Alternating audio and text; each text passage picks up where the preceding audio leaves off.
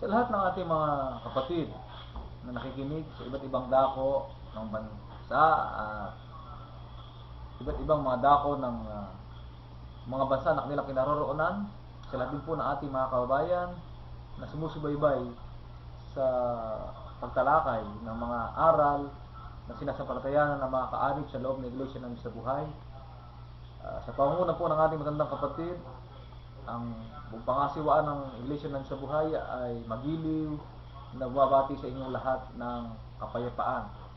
Naway ang pag-ibig ng Diyos ang patuloy na maghari sa ating mga puso at tayo makalakad at makarating sa katotohanan.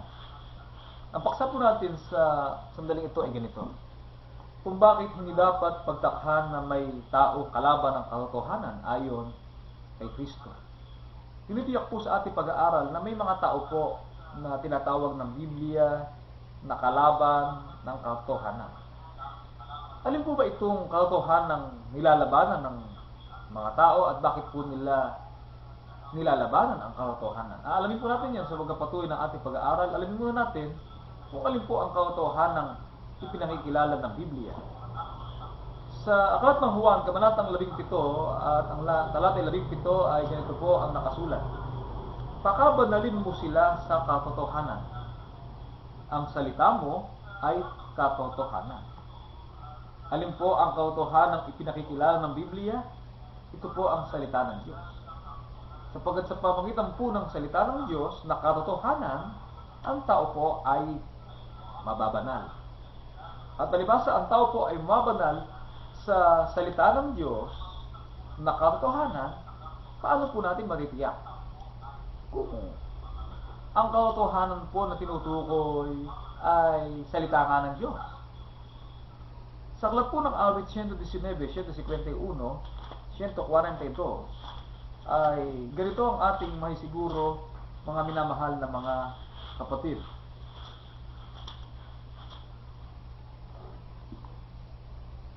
Ikaw ay malapit, O Panginoon, at lahat mong utos ay katotohanan. Ang katwiran mo ay walang hanggang katwiran, at ang kautusan mo ay katotohanan. Ano po ang tinatawag na katotohanan? Ang lahat ng utos ng Diyos. At ang lahat po ng utos ng Diyos, yan po ang tinatawag na kautusan ng Diyos. Yan po ang tinatawag na katotohanan. At ito pong kautusan ng Diyos na katotohanan, ito po ang itinuro ng ating Panginoong Jesucristo. Kaya kung may nagtuturo po na nasa kanya ang katotohanan, liban kay Kristo, hindi po katotohanan yun. Sapagkat si Kristo lamang po ang tanging pinagkalooban ng Diyos ng karapatan. Sa huling panahon pong ito, ang magpahayag ng buong katotohanan ng Diyos. Hindi po si Muhammad, hindi si Zoroaster, hindi si Buddha, hindi si Confucius, at hindi ang sino mang iba, kundi ang ating Panginoong Jesucristo lamang. 12:42 na aklat ng Juan. Mga kapatid, ating papakinggan. Sapagkat ako'y hindi nagsasalita na mula sa aking sarili, kundi ang Ama na sa akin ay nagsugo, ay siyang nagbigay sa akin ng utos kung ano ang dapat kong sabihin at kung ano ang dapat kong salitain. Iyan po ang itinuro ni Kristo, ang nagbigay sa kanya ng utos. Ang kanyang Ama ang nagbigay sa kanya ng utos. Kaya utos ng Diyos ay ibinigay kay Kristo para salitain niya at sabihin niya. Kaya liban po sa ating Panginoong Kristo, wala pong pinagbigyan ng utos para salitain ang kautusan ng Diyos. Mga kapatid, dahil po sa ganitong kalagayan, sa kabila po na sinabi ni Kristo ang tungkol sa katotohanan, marami pong mga tao ang patuloy na lumalaban sa katotohanan o oposisyon sa katotohanan. Bakit hindi po tayo dapat magtaka? Ano ba ang dahilan? Kaya sa huling kapanahunan ito ay patuloy sa pagsama ang daigdig. Patuloy po sapagkat po ang tao po susunod sa kautusan. Mga kapatid, ang daigdig ay magiging payapa. Ang daigdig ay magiging tahimik.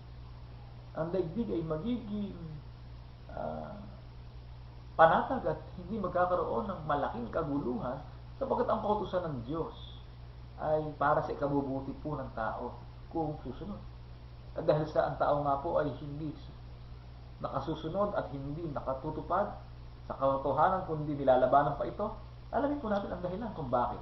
Sino po ba ang kapangyarihang naghahari sa buong daigdig kung kaya't ang katotohanan ay hindi po lumiliwanag sa buhay ng marami nating mga kababayan at maraming mga tao sa buong daigdig. 4:4 po na aklat na ikalawang Korinto, ganito ang nakasulat. Na binulag ng Diyos ng sanlibutang ito ang mga pag-iisip ng mga hindi nagsisisampalataya upang sa kanila'y huwag sumilang ang kaliwanagan ng ebanghelyo ng kaluwalhatian ni Kristo na siyang larawan ng Diyos. Ano po ang dahilan? Meron pong bumubulag ng pag-iisip. Sino po ang bumubulag ng pag-iisip? Diyos ng sanlibutang ito. Sino po ba ang Diyos ng sanlibutang ito? Mga kapatid, yan po ang Diablo o Satanas. Yan po ang kaaway ng katotohanan. Siya po ang naghahasik ng dilim sa buong daigdig. Siya po ang sumisira at bumubulag ng pag-iisip ng tao para ang tao po ay kanyang linlangin at ipailalim sa kanyang kapangyarihan. Mga kapatid, na ang resulta ay kalabanin ang salita ng Diyos at ang mga sugo na naghahatid ng kanyang katotohanan. Galatia 4, talatang 16 ay ganito po ang ating maritiyak. Kaya nga ako bagay naging kaaway ninyo sa pagkasabi ko sa inyo ng katotohanan. Kaya ang tao po, sa panahon ni Apostol Pablo, ako naging kaaway ninyo. Ang makatuwid, ang tao po nagagalit doon sa nagsasalita ng katotohanan. Kaya kinakalaban ang nagsasalita ng katotohanan. Kaya ang sabi nga ni Juan Bautista, sa panahon na siya nangangaral, kaya nagalit po yung hari. Nagalit yung mga marangal na tao. Sabi ni Juan Bautista doon doon sa hari. Bakit? Ay hindi marapat nakuhin mo ang asawa ng iyong kapatid sapagkat yun po ay pakikiapit.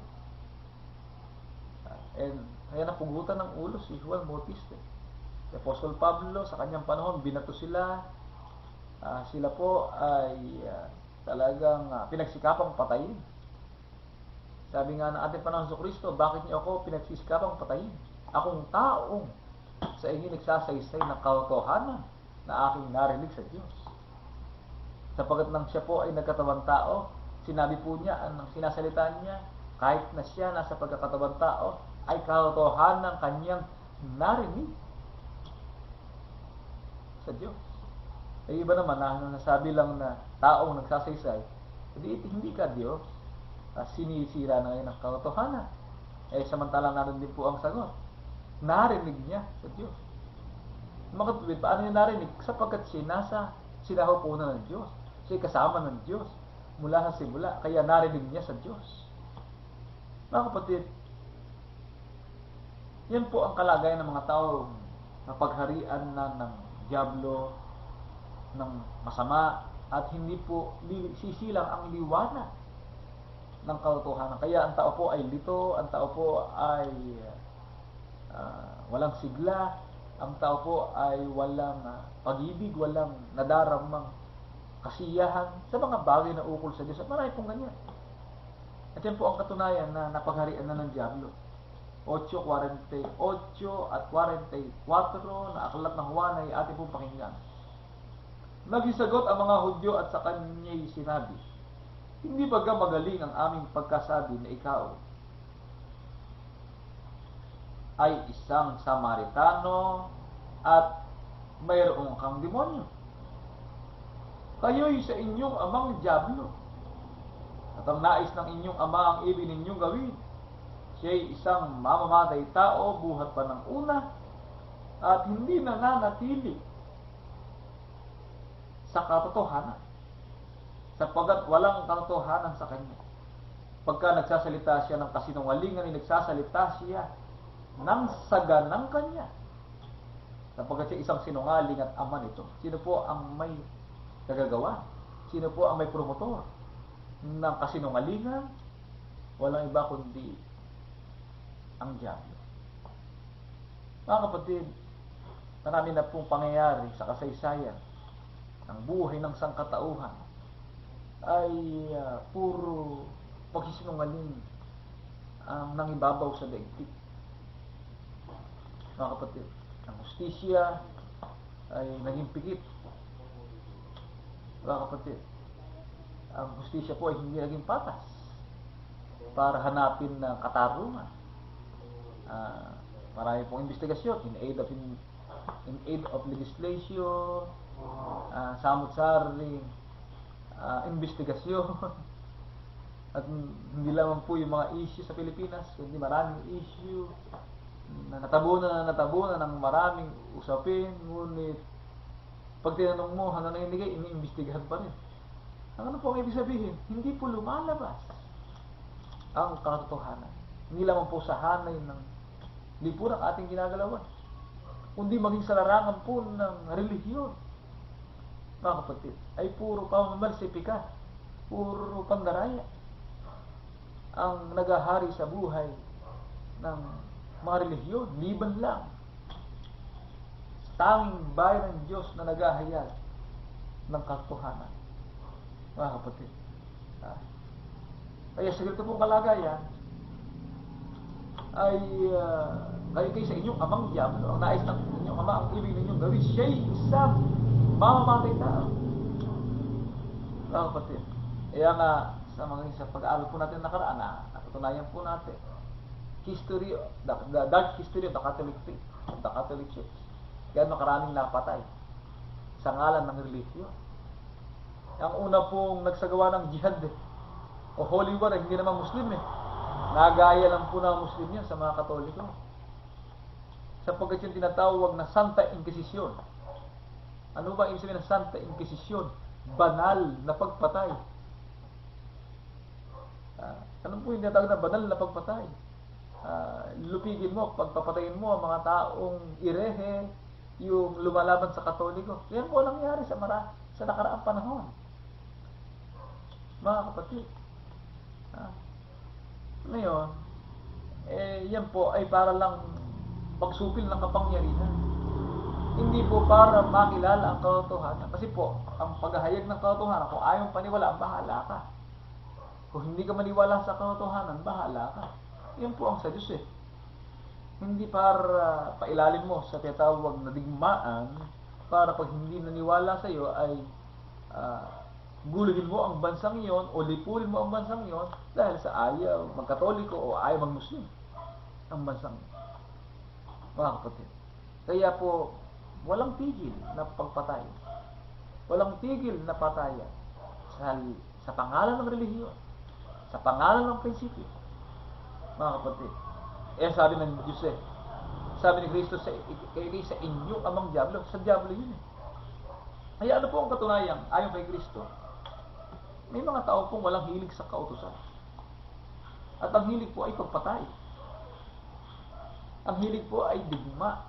Ang hilig po ay pailalim ka sa kapangyarihan sa kanilang sariling kapakanan. Mga kapatid, sa aklat po ng Juan 3:19 hanggang 20 ay ganito ang nakasulat at pakinggan po natin.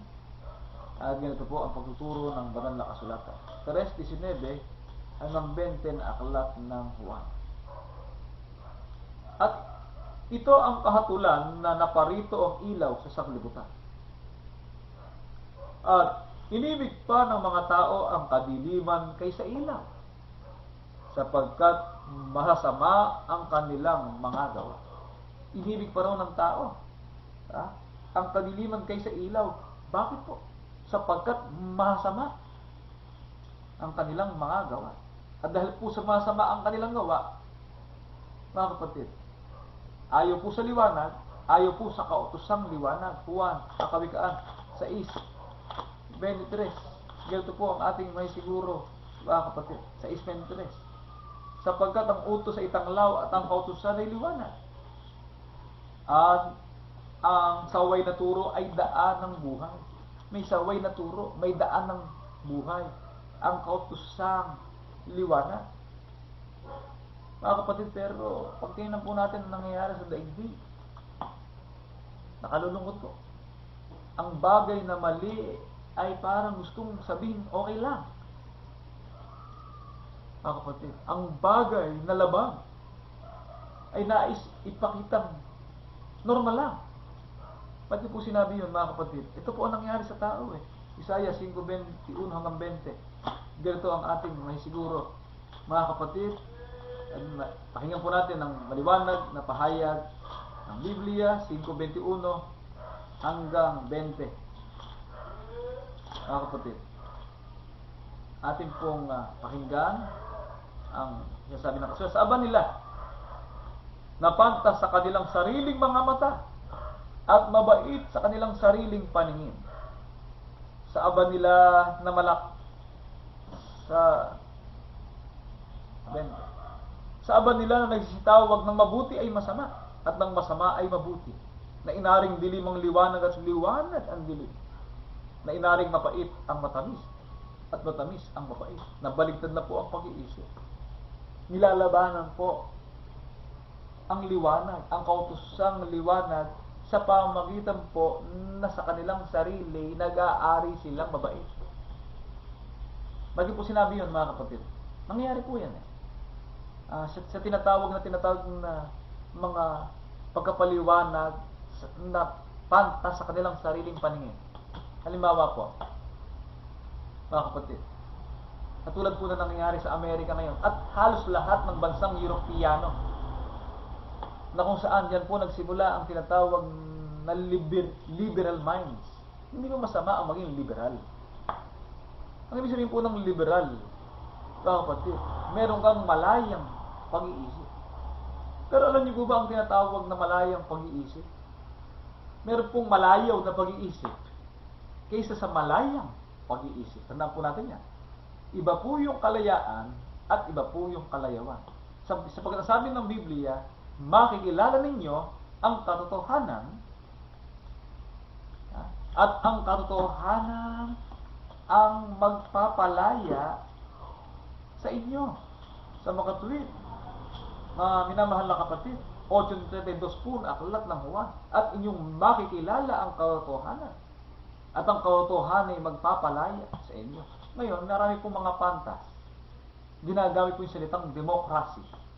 Sa akin po, hindi po demokrasya ang nangyayari. Democracy.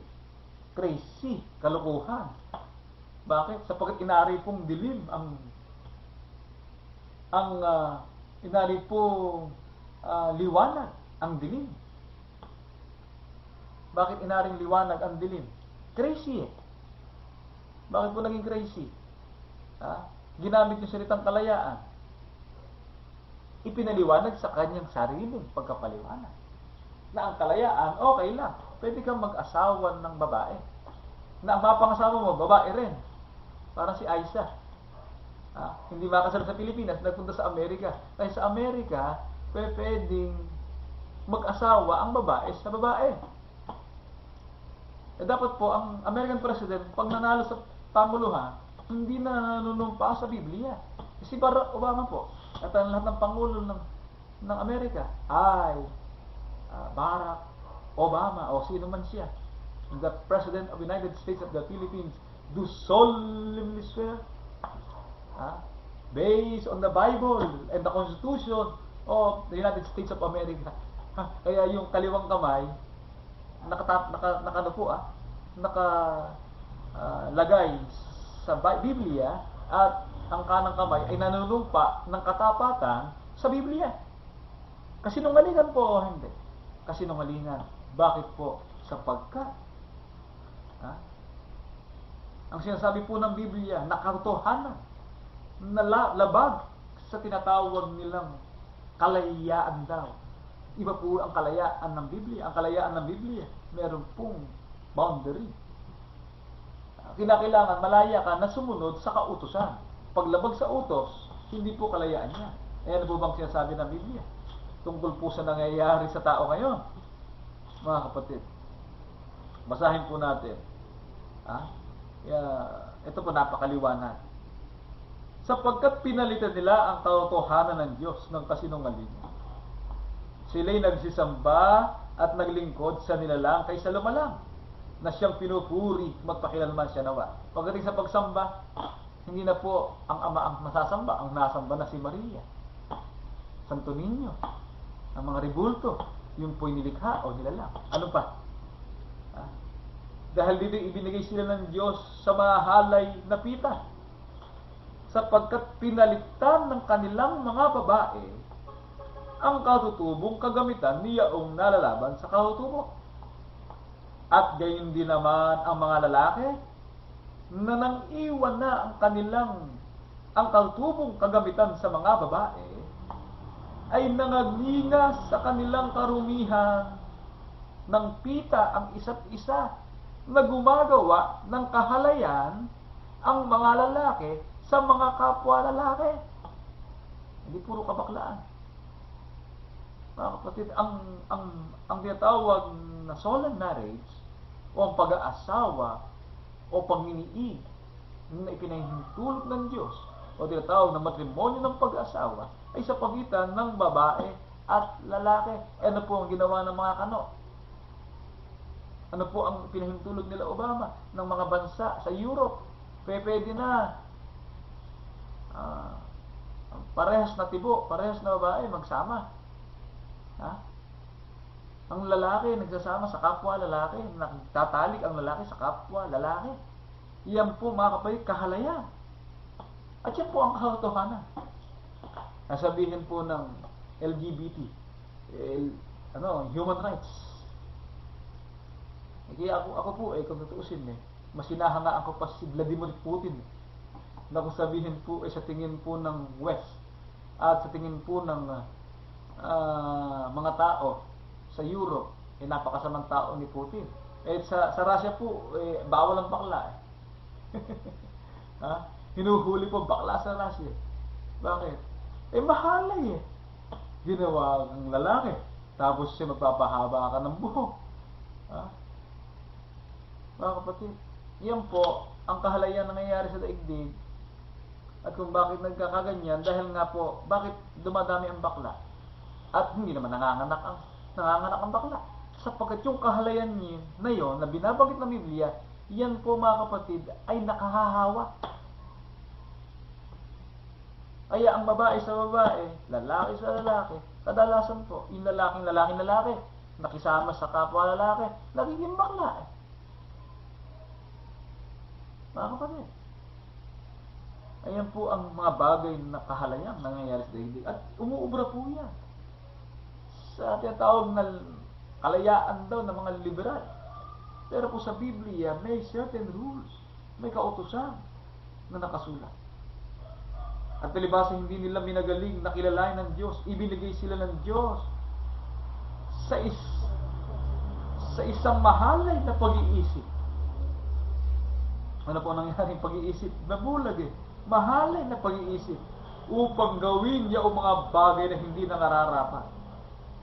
Nangapos po sila ng buong kalikuan at kasamaan ng kasakiman, ng kahalayan, puspos ng kapanaghilian, ng pagpatay sa kapwa-tao, ng pagtatalo, ng pagdaraya, ng mga kasamaan, mga mapag-upasala, mga mapanirang puri, mga napuput sa Diyos, mga manglalait, mga palalo, mga mapagmapuri, mga mangatha na mga kasamaan, mga masuwayin sa mga magulang, mga haling, mga hindi tapat sa tipanan, mga walang katutubong paggiliw, mga walang habag. Na bagamat naalaman nila ang kautusan ng Diyos, yung kautusan ng Diyos, yung laban sa maling gawain yun. Yun ang kautusan. Ano po yung kautusan ng Diyos na ang mga nagsisigawan ng gayong mga bagay ay mga karapat-dapat sa kamatayan? Hindi lamang gayon ang ginagawa, kundi naman pinapayagan ang mga nagsisigawa ng mga yaon. Ay ako dito po sa Pilipinas, ipahintulot po ng ating Kongreso, mga kapatid, na pwede na mag-asawa ang lalaki sa lalaki. Mga kapatid, batas po nila yun, pero hindi usos ninyo.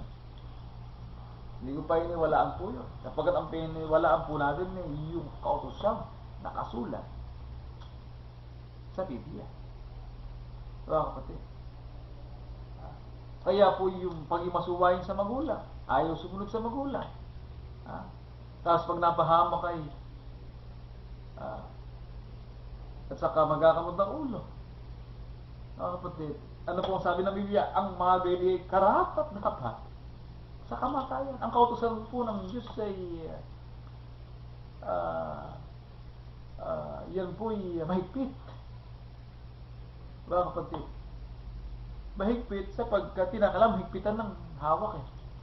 Pag hindi po mahigpit ang hawak mo sa turo, babagsak eh. Mga kapatid, yan po ang rule ng tinatawag na pagdadala ng tinatawag na paglilingkod. Hawakan mong mahigpit ang turo. 4:13 na aklat po ng kawikaan. Hawakan mong mahigpit ang turo. Huwag mong bitawan iyong ingatan sapagkat siya iyong buhay. Ano po ang katangian ng turo? At paano mo siya mapangangalagaan? Kinakailangan mahigpit ang iyong hawak sa turo sapagkat siya daan ng iyong buhay. Kaya ito pong kautusan liwanag, mga tao po na pantasagan ng kanyang sarili, ayaw po sa liwanag. At kadalasan po pinipigilan pa ang tao na makarating sa liwanag. 11:52 na aklat ng Lucas, ganito po ang nakasulat. Mga kapatid, sabanin ninyo mga tagapagtanggol ng kautusan, sapagkat inalis niyo ang susi ng karunungan. Hindi kayo nagsipasok at inyong sinasansala ang nagsisipasok. Lalo-lalo po ang mga eskriba at mga pariseyo. Lagi po nilang dinidebate si Kristo. Sa iba't ibang paraan. Kaya si Kristo po ay gumawa ng iba't ibang gawain, iba't ibang tuntunin na kanilang nilalabanan, mga kapatid, ng panguna. Ganyan po talaga ang kalagayan.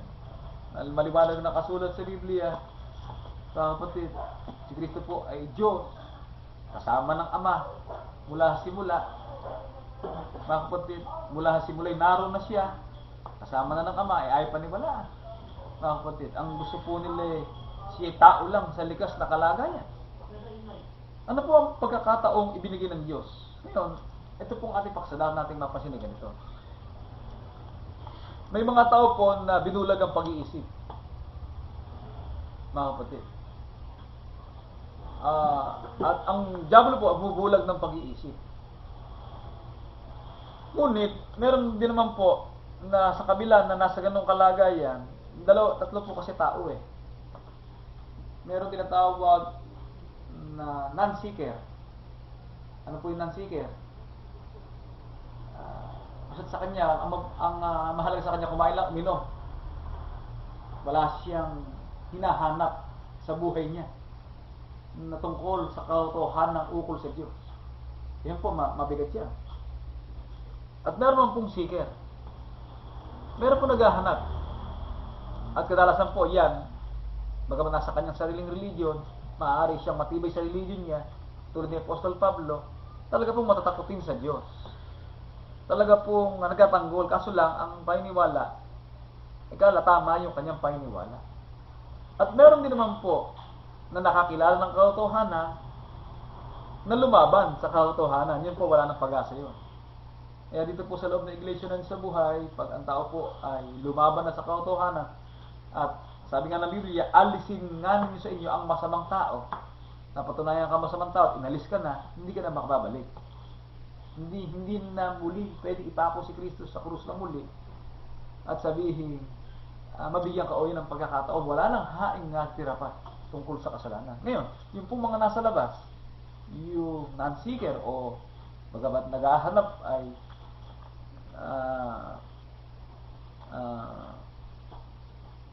hindi na masumpungan ng katotohanan, may pagkakataon po yun.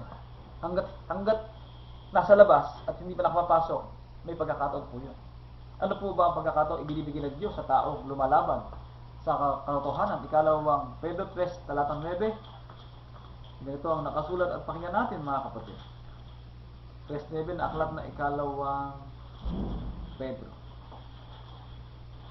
Hindi ba pagpaliban ang Panginoon tungkol sa kanyang pangako na gaya ng pagkapalibang ipinalalagay ng iba, kundi mapagpahiluhod sa inyo, na hindi niya ibig na sino man ay mapahamak, kundi ang lahat ay magsipagsisi. Pinibigyan po ng pagkakataong makapagsisi, kaya nga wala pang parusa. Hindi pa pinarusahan agad. Hindi pa nagaganap po ang paghuhukom. Meron pang pagkakataon na ang tao po ay magbalik loob sa Diyos. Kasi po talagang ganun eh. Napailalim ka sa kapangyarihan ng masama. Kaya makapalaran lang ang makalaya sa kapangyarihan ng masama. Mga kapatid, ngunit ang Diyos po ay pag-ibig, sagana sa kagandahang loob. Nagbibigay po siya ng pagkakataon. 8:11 na aklat na Ecclesiastes. Sapagat ang hatol laban sa masamang gawa ay hindi isinasagawa agad. Kaya't ang puso ng mga anak ng mga tao ay lubos na nangalalagak sa paggawa ng kasamaan. Hindi agad pinarusahan ng Diyos eh. Wala pa nga paghuhukom eh. Mga kapatid, sapagat ang nais ng Diyos, ang tao po'y maligtas. At upang ang tao po'y maligtas, makaalam ng katotohanan. Unang Timoteo 2 at ang talata ay 4. Na siya may ibig na ang lahat ng mga tao'y mangaligtas at makaalam ng katotohanan. Ano po ang paraan para ang tao po'y maligtas? Makaalam ng katotohanan. Alin po ba yung katotohanan dapat mong malaman? Yun nga po ang kautusan ng Diyos na ipinagkatiwala sa ating Panginoong Hesukristo. Paano tayo makararating sa katotohanan ng ipinagkatiwala kay Kristo? Sa aklat po ng Juan 10, talatang 9, ay ganito po ang ating may siguro mga kapatid. Ako ang pintuan. Ang sinumang taong pumasok sa akin ay siya'y maliligtas. Paano po tayo makakakilala sa katotohanan para ang tao po ay maligtas? Kinakailangan po sampalatayanan natin na si Kristo ang pintuan. At kung ating sinasampalatayanan na si Kristo ang pintuan, dapat din nating sampalatayanan na si Kristo bilang pintuan ay may dakong kinaroroonan. At ang dako na kanyang kinaroroonan, Colosas 1:18, ganito po ang nakasulat, mga kapatid. At siya ang ulo ng katawan sa mukha't bagay ng iglesia.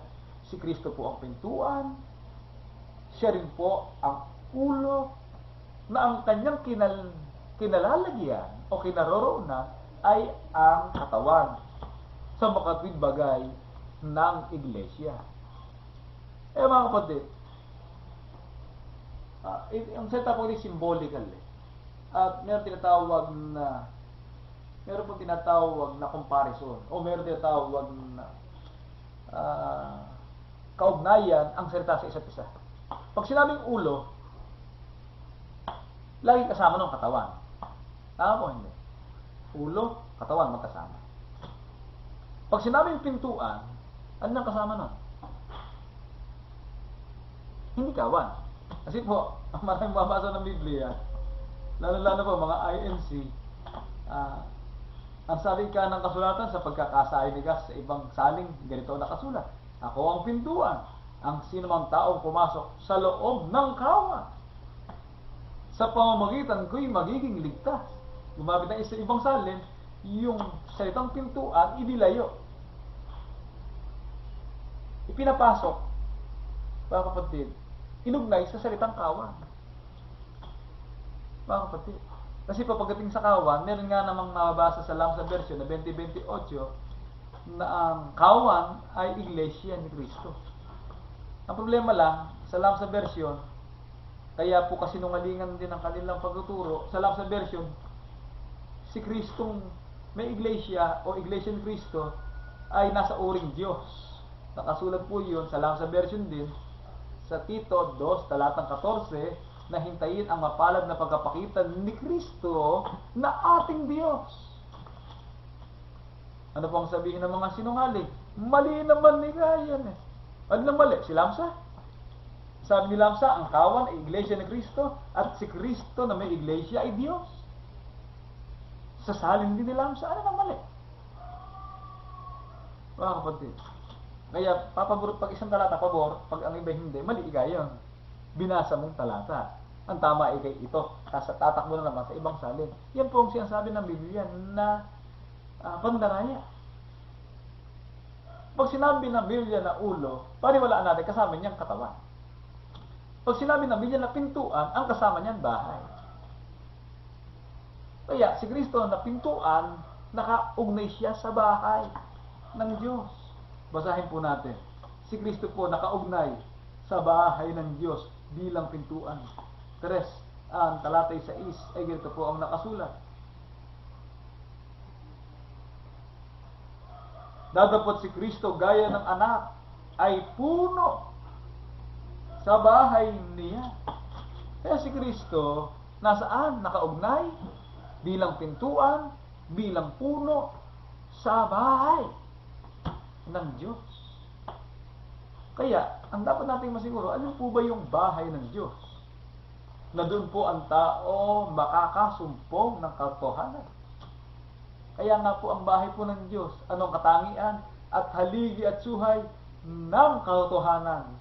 Ang bahay ng Diyos na siyang iglesia ng Diyos na buhay. Mga kapatid, sapagkat ang iglesia po ng Diyos na buhay, yun nga ang kay Kristo Jesus, sapagkat hindi ka makararating sa bahay ng Diyos kung hindi ka dadaan kay Kristo Jesus, sapagkat siya po, mga kapatid, ang hukom sa kanya ka dadaan, sa kanya ka uugnay para ikaw ay makapasok sa kanyang iglesia, sa kanyang bahay, sa iglesia ng Diyos sa buhay. Unang Timoteo, Kalawang Timoteo 4:8, Roma 2:16. Ganito po ang ating may siguro mga minamahal na mga kapatid, pakinggan po natin ang pagtuturo ng Biblia.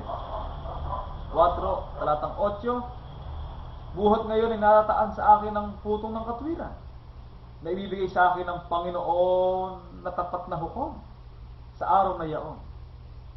At hindi lamang sa akin, kundi sa lahat din naman ng mga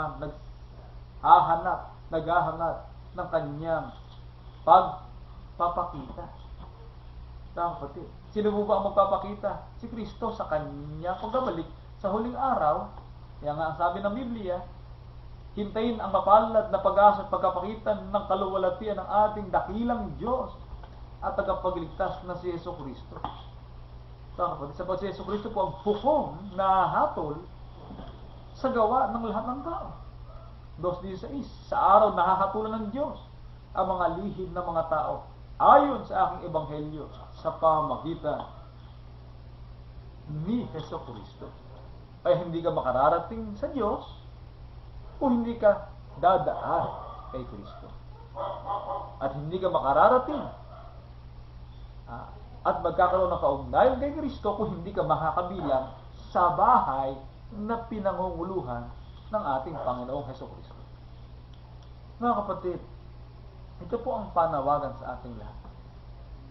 Manatili po tayo sa katotohanan, magtumibay tayo sa katotohanan, magpatuloy po tayo sa katotohanan. Mga kapatid, sapagkat hindi po tayo makikinig sa katotohanan at sa mga aral na ipinangaral ng kanyang mga mangaral, mga kapatid, may babala po ang Diyos, yung nasayang ang iyong panahon na hindi ka nagsikap na masumpungan at makarating sa katotohanan, hindi ka makararating sa kapahingahan ng Diyos. Sa isang natirang sabat na ukol sa bayan ng Diyos. Kapatid. Kaya ang sabi ng Apostol Pablo na ibibigay sa akin ng Diyos ng Panginoon na tapat na hukom sa araw na yan. At hindi lamang ikaw sa akin, kundi sa lahat din naman na naghahangad na kanyang pagkapakita. Kapatid. Kaya ang tao po na hindi nakarating sa bahay ng Diyos, hindi po makararating sa kaligtasan. Sapagkat hindi po dinili. Kaya po hindi pwede. Gusto lang ikaw namin si Kristo, pero ayaw namin sa bahay ng Diyos. Hindi pwede eh. Ang gusto lang ikaw namin si Kristo bilang personal tagapagligtas, pero ayaw namin sa iglesia na kanyang pinangunguluhan. Hindi po ba pwede? Pag inayaw mo ang isa sa mga aral ng katotohanan, hindi na katotohanan yun. Namili ka na. Mga kapatid, huling talata po ng ating pag-aaral, ito po ang sumpa na sasapit sa tao sa hindi nakikinig, wawalang bahala, at hindi kikilala sa kanyang mga aral. Sapagkat ako'y tumawag at kayo tumanggi. Aking iniulat ang aking kamay at walang makinig. kundi inyong inuwi sa wala ang buo kong payo. Hindi niyo inibig ang aking saway. Ako naman itatawa sa kaarawan ng inyong kasakunaan. Ako'y manunuya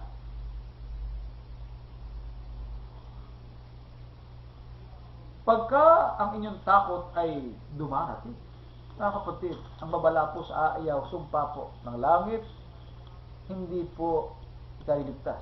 Kapahamakan ang kasapit, sapagkat ang kalagayan ng gayong tao ay naging kalaban ng katotohanan. Ang Diyos ang may ibig na ang tao ay maligtas at makaalam ng katotohanan.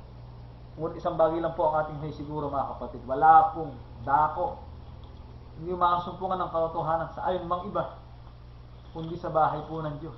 Tandaan po natin yan. Bakit? 3:15 po na aklat ng unang Timoteo. Ang katotohanan po may dako na kinaroroonan.